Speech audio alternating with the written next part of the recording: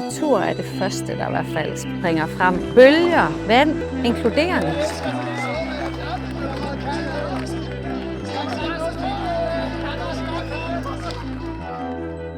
Jeg hedder Jesper Mouritsen. Alle de her små events, som for eksempel Thy Open er et godt eksempel, og det har kørt så mange år, og det er sådan blevet sådan et samlingspunkt.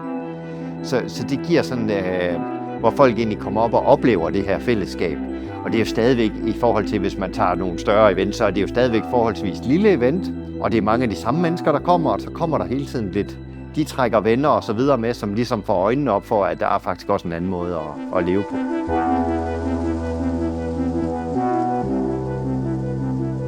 Jeg hedder Mille, og jeg bor i Thy. Jeg arbejder i Thy. Altså, der er jo mange elementer af naturen i Thy, men først og fremmest så er der jo havet. Og så er der alle klitterne, vi har. Og vi har en lækre nationalpark og hedelandskabet, sådan lidt måneformet og helt specielt i sig selv. Altså, vi har jo nok, jeg siger nok mange andre, den mest specielle natur her i Thy.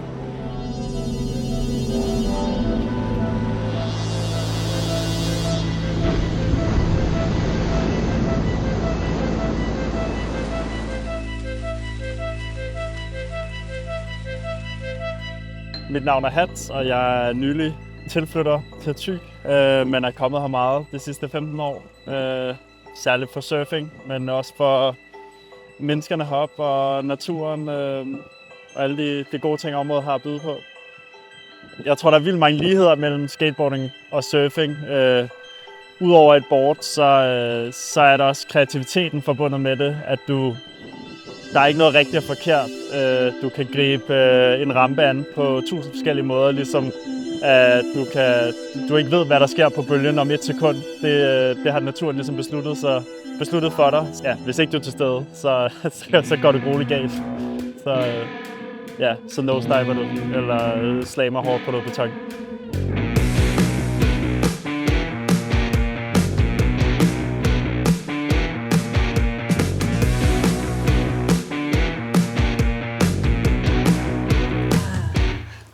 Vi fik slået græsset, hva'? Skatemiljøet er også vokset helt vildt. Specielt lige her, inden for det sidste års tid. Der er jo gået fra, da det var en del af ungdomsskolen, for at have 30 medlemmer til at have 60 medlemmer på en måned. Altså, det er jo flot. Og der har Thy Open jo været en kæmpe stor del af det.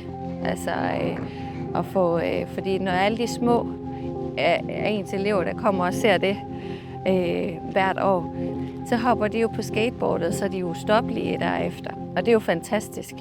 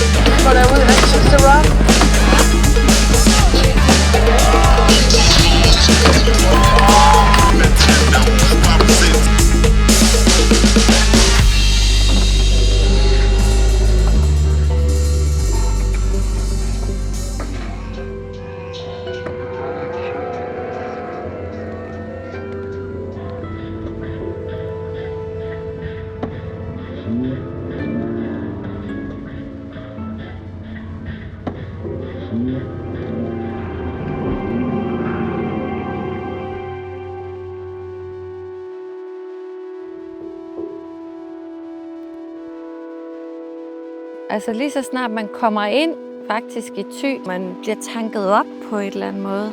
Man får ny energi i den her natur. Og det tror jeg også er i bund og grund af derfor, der er så mange, der flytter hertil, fordi de kan mærke det, og det smitter.